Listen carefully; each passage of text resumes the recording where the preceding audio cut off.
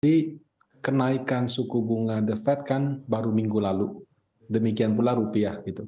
Setelah ada kenaikan yang di atas ekspektasi dan ada juga spekulasi akan naik agresif lagi yang di berikutnya, memang normal ya, mungkin untuk 1 minggu ini agak volatile.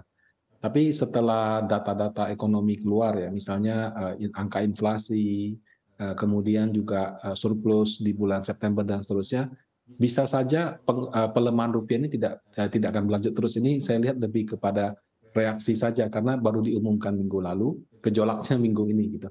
Tapi setelah 2-3 hari, setelah mungkin pelaku pasar bisa berpikir dengan rasional, harusnya oke. Tadi dikatakan Pak Alvaro, jadi yang namanya surplus perdagang ekspor impor kita itu sampai Agustus itu 500 triliun lebih. Mhm.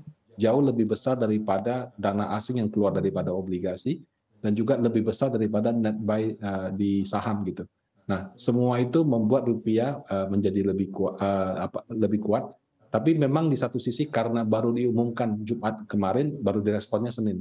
Mungkin Selasa Rabu besok saya lihat sudah bisa lebih stabil pergerakannya. Oke, Pak Rudianto, tapi FOMC dalam proyeksinya mengatakan kalau FFR bisa sampai 4,4% di akhir tahun ini. Artinya The Fed kemungkinan besar tidak akan menaikkan suku bunga acuan di bawah 50 basis point. Nah, sebetulnya ini akan seberapa besar sih tekanannya bagi rupiah dan juga pasar keuangan tanah air? Untuk 2022, perkiraan Panin Asset Management untuk kurs nilai tukar itu di 14.700 sampai dengan rentang 15.200. Memang betul, kenaikan suku bunga The Fed akan membuat rupiah melemah. Di satu sisi kita harus melihat juga Indonesia dalam kondisi current account surplus, balance of trade ya, ekspor kurang impor kita juga surplus. Nah kemudian orang berinvestasi atau melihat rupiah kan tidak hanya melihat tahun ini. Tahun depan, kalau dalam perkiraan Panin Aset, resesi daripada US akan semakin dalam. Karena mereka memaksakan kenaikan suku bunga yang tinggi, akibatnya sektor properti mereka sudah mengalami perlambatan yang serius gitu ya. Nah, kalau nanti misalkan terjadi resesi tahun depan, diskusi tentang suku bunga itu bukan lagi mau naik, tapi akan tetap atau turun. Jadi belum tentu yang kita lihat tahun ini rupiah akan melemah segala macam, akan melemah terus sampai tahun depan. Karena tahun depan begitu resesi, kebijakan suku bunga bisa berbalik 180 derajat gitu. Jadi paling masih melihat kurs yang wajar di rentang 14.7 sampai 15.2. Oke, pandangan Anda seperti apa Pak Alvaro di tengah potensi resesi yang Amerika Serikat yang kian nyata dan juga di tengah sikap The Fed yang menunjukkan ke hawkishan ya Mas Alvaro. Seperti apa proyeksi Anda terhadap rupiah? Oke, kurang lebih kita memiliki view di mana mata uang kita apabila terus dilanjutkan oleh BI menaikkan suku bunga, sekaligus juga potensi resesi yang terjadi di Amerika Serikat, di mana The Fed diprediksi juga akan mempertahankan suku bunganya kalau tidak menurunkan gitu ya. Jadi kenaikannya juga sudah tidak tinggi tahun ini.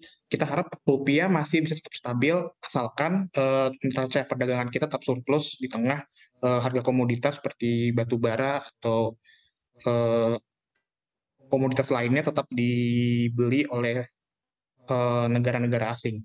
Hmm. Sehingga permintaan terhadap rupiah kita juga tetap lebih oke, mungkin di antara rentang 14.800 sampai 15.300. Oke, tapi dengan ketidakpastian global ditambah lagi dengan The Fed yang cukup tegas begitu mengatakan untuk mencapai target inflasi 2%, apakah Anda melihat Pak Alvaro begitu bahwa rupiah ini bisa berpotensi mencapai 15.500 hingga akhir tahun? Mungkin pemerintah termasuk BI juga tidak ingin hal tersebut terjadi ya, maka akan terdapat sejumlah intervensi untuk menjaga nilai rupiah kita agar tetap eee, terjaga. Menurut kami sih tidak akan sampai di tingkat segitu ya, Hmm. meskipun apabila terjadi sesuatu eee, kejadian geopolitikal yang sungguh meningkatkan inflasi yang signifikan, mungkin bisa, tetapi untuk saat ini kita memprediksi tidak akan sampai tingkat segitu sih.